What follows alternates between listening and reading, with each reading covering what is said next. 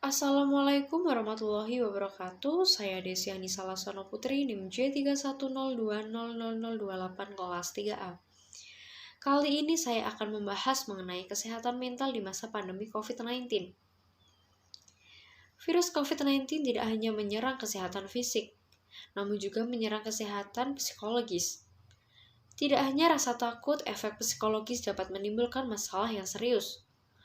Virus COVID-19 semakin meluas hampir ke seluruh negara di dunia, tak terkecuali di Indonesia. Di Indonesia sendiri penyebaran virus COVID-19 menyebar sangat luas. Hal ini dapat menimbulkan rasa takut dan khawatir pada masyarakat karena anjuran untuk di rumah saja dan menghindari kerumunan. Gangguan mental yang diakibatkan karena hal tersebut bisa berupa rasa takut terhadap wabah yang sedang menyebar dan rasa terasingkan saat melakukan karantina mandiri. Hampir 2 tahun masyarakat Indonesia menghadapi virus COVID-19. Hal ini merupakan permasalahan baru yang harus dihadapi oleh setiap individu yang ada di dunia, khususnya di Indonesia sendiri. Masalah yang dihadapi adalah masalah tentang kesehatan mental. Bagaimana sih cara kita menghadapi gangguan mental dan menjaga kesehatan mental kita?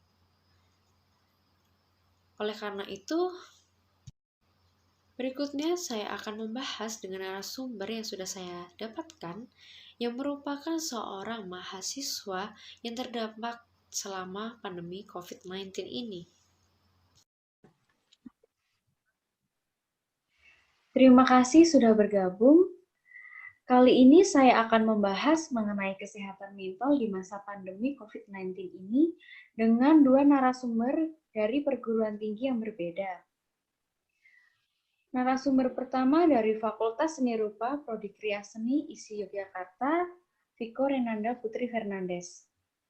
Dan narasumber kedua dari Fakultas Ekonomi dan Bisnis Islam, Prodi Manajemen Bisnis Syariah, dari UIN Raden Mas Said Surakarta Durratun Nafiah. Menurut kalian nih, apa saja keluhan di masa pandemi saat ini? Oke, kalau menurut saya ya, karena kita keterbatasan keluar rumah dan ketemu temannya kan susah ya. Jadi saya sendiri tuh sebenarnya yang saya rasain tuh ya mudah suntuk, terus sering bosan, kayak gitu sih lebihnya. Oh, begitu ya. Bagaimana dengan narasumber dua? Baik, di masa pandemi sekarang ini, emosi yang tidak stabil, perubahan mood, dan stres masih menjadi hal yang sering saya keluhkan hingga saat ini. Begitu. Baik, terima kasih jawabannya. Selama pandemi ini, apakah banyak teman atau saudara Anda yang mengeluh tentang kegiatan perkuliahan daring? Wah, banyak sekali. Kalau dari saya ya, kalau teman-teman saya tuh pada ngeluh karena di jurusan saya kan jurusan seni. Dan mata kuliahnya tuh banyak melibatkan praktek. Dan karena pandemi ini yang tidak dapat tatap muka secara langsung, jadi pembelajaran kita tuh jadi kurang maksimal gitu, karena cuma lewatnya materi doang kan, belum nggak bisa ketemu langsung sama dosen itu, jadi nggak bisa dijelasin secara langsung gitu. Baik, jawabannya bagus ya. Bagaimana dengan narasumber dua? Apakah mengalami hal yang sama atau berbeda? Sama seperti narasumber pertama, beberapa dari teman saya bahkan sering menanyakan perihal kapan dimulainya perkuliahan tatap muka ke setiap dosen yang sedang mengampu jam di kelas saya. Apakah di perguruan tinggi Anda sudah melaksanakan pembelajaran tatap muka? Sudah dan baru dilaksanakan 2 minggu terakhir. Dalam pelaksanaan pembelajaran tersebut, apakah ada kuota atau jam kuliah yang ditentukan dan dibatasi? Tentu saja ada. Diberikan form untuk diisi dengan persyaratan-persyaratan tertentu. Dan kemudian yang sesuai dengan persyaratan tersebut akan di-list beberapa orang, dan untuk kelas saya sendiri ada 15 orang yang sudah memenuhi syarat untuk kuliah tatap muka. Dan untuk jamnya sendiri hanya dibatasi kurang lebih 1 jam di setiap mata kuliah. Apakah menurut Anda itu efektif? Sejujurnya agak kurang efektif ya, karena pembelajarannya tetap menggunakan Google Meet atau Zoom. Jadi ya kurang efektif. Baik, terima kasih jawabannya. Berikutnya pertanyaan yang ketiga, apa saja kendala-kendala belajar yang dapat memengaruhi kesehatan mental? Mungkin dari narasumber pertama bisa menjawab atau narasumber yang kedua. Oke, kalau dari saya ya kita jadi sulit memahami materi, terus pemahaman akan tugas yang diberikan itu kurang. Jadi tugasnya itu dan tugas yang diberikan tuh jadi lebih banyak gitu. Apakah Anda sangat stres atau terbebani dengan hal ini? Ya, pasti bebannya ya. Oke, terima kasih. Bagaimana dengan narasumber 2? Sama seperti narasumber pertama, kurangnya pemahaman terhadap materi menyebabkan sulit dalam hal pengerjaan tugas.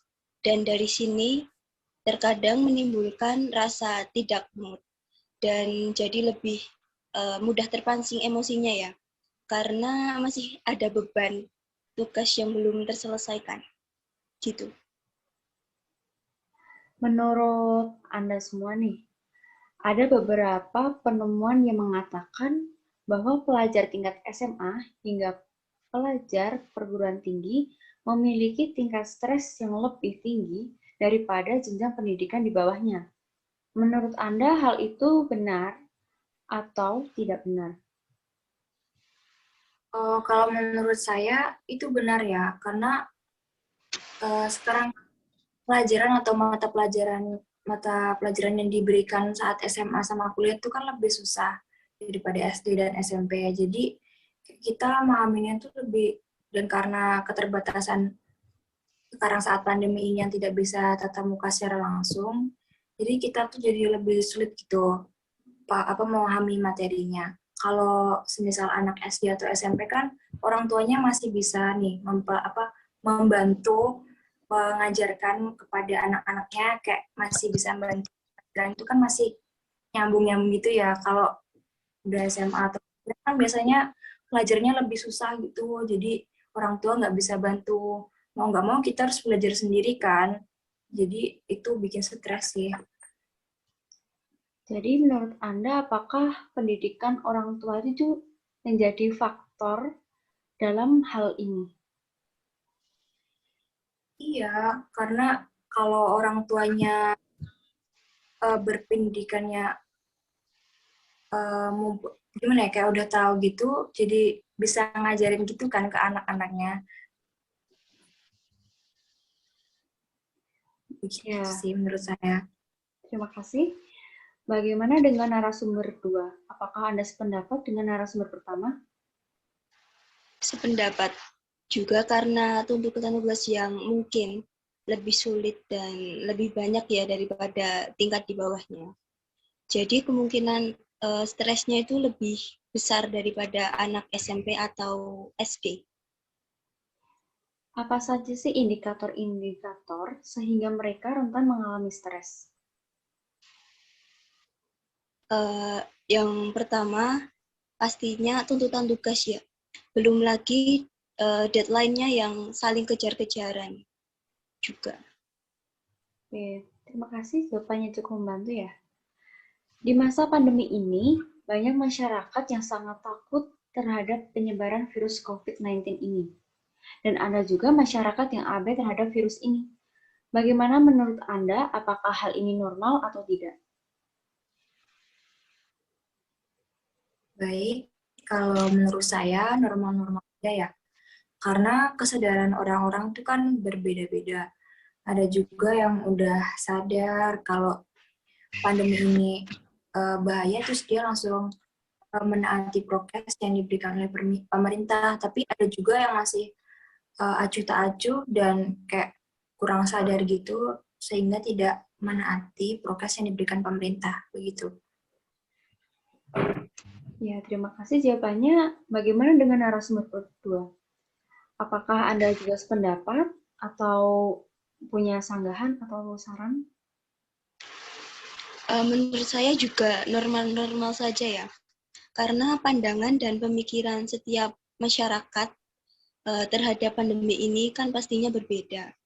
Belum lagi respon psikologis setiap orang juga berbeda. Jadi ketika mendengar adanya pandemi ini, respon psikologis akan berpengaruh juga terhadap bagaimana masyarakat menyikapi pandemi saat ini.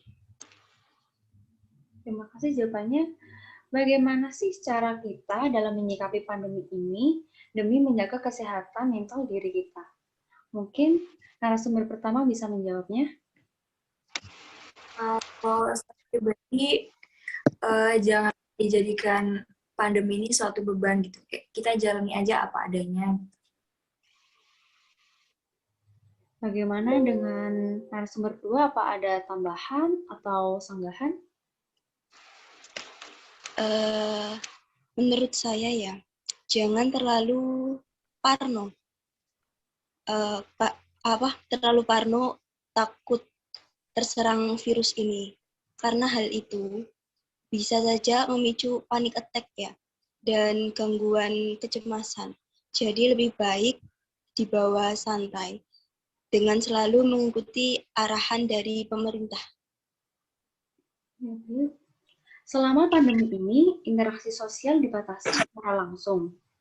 Jika mengetahui teman atau saudara terdekat Anda yang mengalami gangguan kecemasan yang luar biasa, hal utama apa yang harus kalian lakukan? Kayak yang pertama tuh kita tanyakan ya sama orangnya, bagaimana kita dapat membantu mereka yang terkena kecemasan ini. Terus kita tuh jadi pendengar yang aktif gitu. Jangan terlalu menghakimi orang yang terkena kecemasan ini. Gitu. Menurut Anda, bagaimana sih cara mengatasi kecemasan tersebut?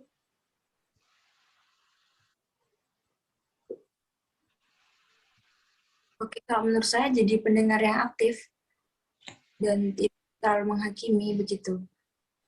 Oke, terima kasih. Bagaimana dengan narasumber dua? Apakah ada tambahan, sanggahan, atau maupun saran? Menurut saya, mungkin kita sebagai orang yang sehat secara mental dapat membantu mengalihkan mereka dari hal yang dapat memicu kambuhnya gangguan kecemasan tersebut. Yaitu bisa dilakukan dengan cara mengajak ngobrol bersama melalui telepon atau video call.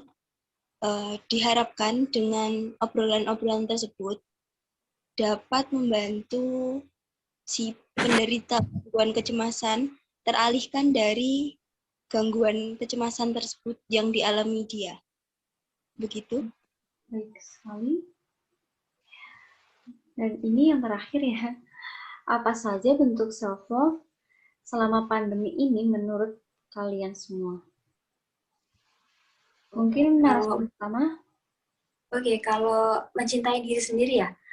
Mencintai diri sendiri saat pandemi itu menurut saya yang pasti ya. Kita harus jaga kesehatan diri kita sendiri. Terus kita harus sadar akan kelebihan yang kita punya. Terus kita juga harus perbanyak waktu untuk diri kita sendiri. Dan kita harus menghargai diri kita sendiri. Ya. Bagaimana dengan narasumber kedua? Apakah sama atau sependapat? Atau mungkin ada sanggahan? Mungkin self-love di masa pandemi ini dapat dilakukan dengan cara mengembangkan sesuatu hal yang kita sukai. Untuk itu, pengembangan bakat dapat dilakukan sebagai bentuk self-love di masa pandemi sekarang ini? Ya, terima kasih, jawabannya sangat membantu semua. Terima kasih sudah bergabung dalam chat room Zoom ini. Dan maaf apabila ada kesalahan. Terima kasih. Wassalamualaikum warahmatullahi wabarakatuh. Waalaikumsalam warahmatullahi wabarakatuh.